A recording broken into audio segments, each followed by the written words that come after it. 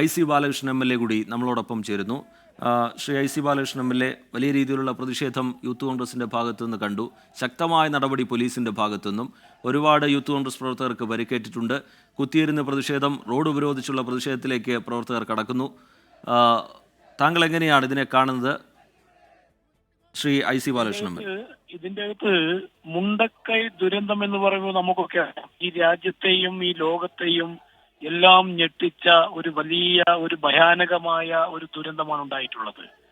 ഈ ദുരന്ത ഭൂമി സന്ദർശിക്കാത്ത ആരാണുള്ളത്?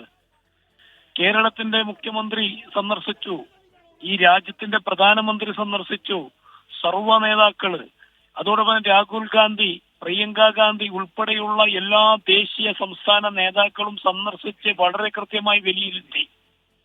ഇതിന്റെ അകത്ത് അവസാനം ഇന്ന് ആ ദുരന്തത്തിൽപ്പെട്ട ഇരയായ നമ്മുടെ സഹോദരങ്ങള് ഇപ്പോഴും വാടക വീട്ടിൽ കഴിയുന്ന സാഹചര്യമാണ്. കേന്ദ്രം ഒരു ഫണ്ട് പോലും അനുവദിച്ചിട്ടില്ല എന്ന് പറയപ്പെടുന്നു. അനുവദിച്ചിട്ടില്ല. സംസ്ഥാന ഗവൺമെന്റിന്റെ കൈവശമുള്ള ദുരിതാശ്വാസ നിധിയിലെ തുകയെടുത്ത് ആവശ്യമായ പദ്ധതികൾ ആവിഷ്കരിക്കുന്നതിന് പരാജയപ്പെട്ടു. നിരവധി സ്പോൺസർഷിപ്പ് ഇന്ന് മതസംഘടനകളും രാഷ്ട്രീയ സംഘടനകളും സന്നദ്ധ പ്രവർത്തകരും ഒക്കെ തയ്യാറായി നിൽക്കുക. അതുപോലും ഏകോപിപ്പിക്കാൻ കഴിയാതെ സംസ്ഥാന ഗവൺമെന്റ് ഇന്ന് പരാജയപ്പെട്ടിരിക്കുക. അപ്പൊ ഇത്തരം ദുരന്തമുണ്ടായ സ്ഥലത്ത് ഒരു ഏകോപനമായി ഭരിക്കുന്ന ഗവൺമെന്റുകൾ ഇടപെട്ടില്ലെങ്കിൽ പ്രതിപക്ഷ സംഘടനകൾ അത് പ്രതിഷേധിക്കും. ആർക്ക് വേണ്ടിയാ പ്രതിഷേധിക്കുന്നത്? ആ ഇരകൾക്ക് വേണ്ടിയാ. അപ്പോ ആ പ്രതിഷേധങ്ങൾ പോലീസ് ലാത്തി ഉപയോഗിച്ച് യൂത്ത് കോൺഗ്രസിന്റെ നേതാക്കളെയും പ്രവർത്തകരെയും തല്ലിച്ചതയ്ക്കുക എന്ന് പറയുമ്പോൾ, അടിച്ചമർത്തപ്പെടുക എന്ന് പറയുമ്പോൾ അത് ശരിയല്ല. അതുകൊണ്ട് ഞങ്ങൾ ശക്തമായി അതിന്റെ ഭാഗമായിട്ടാണ് ഞങ്ങൾ കഴിഞ്ഞ ദിവസം ഐക്യ ജനാധിപത്യ മുന്നണി വയനാട് ഹർത്താൽ പ്രഖ്യാപിച്ചു. തുടർന്നുള്ള സമരപരിപാടികൾ ആസൂത്രണം ചെയ്തു. പക്ഷെ ഇതൊക്കെ ചെയ്യുമ്പോഴും ഗവൺമെന്റുകൾ കണ്ണു തുറക്കേണ്ടതുണ്ട്.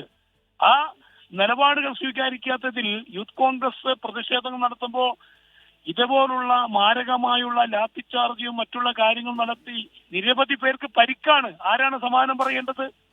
അങ്ങനെ തച്ചു തകർക്കപ്പെടുന്ന സാഹചര്യങ്ങൾ ഒരിക്കലും അനുവദിച്ചുകൂടാ. ശക്തമായുള്ള പ്രതിഷേധങ്ങളുമായി അതിശക്തമായി തന്നെ മുന്നോട്ട് പോകും എന്നുള്ള കാര്യത്തിൽ യാതൊരു തർക്കവുമില്ല. ശരി, IC ബാലകൃഷ്ണൻ MLA പ്രതികരിക്കുകയായിരുന്നു. വലിയ രീതിയിലുള്ള പ്രതിഷേധങ്ങൾ ഉയർന്നു വരണം എന്ന് ചൂണ്ടിക്കാട്ടുകയായിരുന്നു അദ്ദേഹം. കേന്ദ്ര സഹായം വൈകുന്നു എന്ന ന്യായം പറഞ്ഞുകൊണ്ട് സംസ്ഥാന സർക്കാരിന് ചെയ്യാനുള്ള കാര്യങ്ങൾ സംസ്ഥാന സർക്കാർ ചെയ്യാതിരിക്കരുത് എന്ന കാര്യം ചൂണ്ടിക്കാട്ടുകയാണ് കോൺഗ്രസ് നേതാക്കൾ. ഒപ്പം തന്നെ ഈ പോലീസ് നടപടിയിൽ വലിയ രീതിയിലുള്ള പ്രതിഷേധം ഉയർന്നു വരും എന്ന മുന്നറിയിപ്പ് കൂടി കോൺഗ്രസ് നേതൃത്വം നൽകുകയാണ്. മുണ്ടക്കൈ ചൂരൽമല പുനരധിവാസം വൈകുന്നതിൽ പ്രതിഷേധിച്ചുകൊണ്ടാണ് വയനാട് കളക്ട്രേറ്റിലേക്ക് യൂത്ത് കോൺഗ്രസ് മാർച്ച് നടത്തിയത്. അതാണ് വലിയ സംഘർഷത്തിൽ കലാശിച്ചിരിക്കുന്നത്. പോലീസ് നിരവധി തവണ പ്രവർത്തകർക്ക് നേരെ ലാത്തിചാർജ് നടത്തി, പ്രവർത്തകർക്ക് നേരെ കണ്ണീർ വാതകം പ്രയോഗിക്കുന്ന നിലയുമുണ്ടായി. യൂത്ത് കോൺഗ്രസിൻ്റെ പ്രധാനപ്പെട്ട നേതാക്കൾ, ജില്ലയിലെ പ്രധാനപ്പെട്ട നേതാക്കൾക്കടക്കം പരിക്കേറ്റിട്ടുണ്ട്.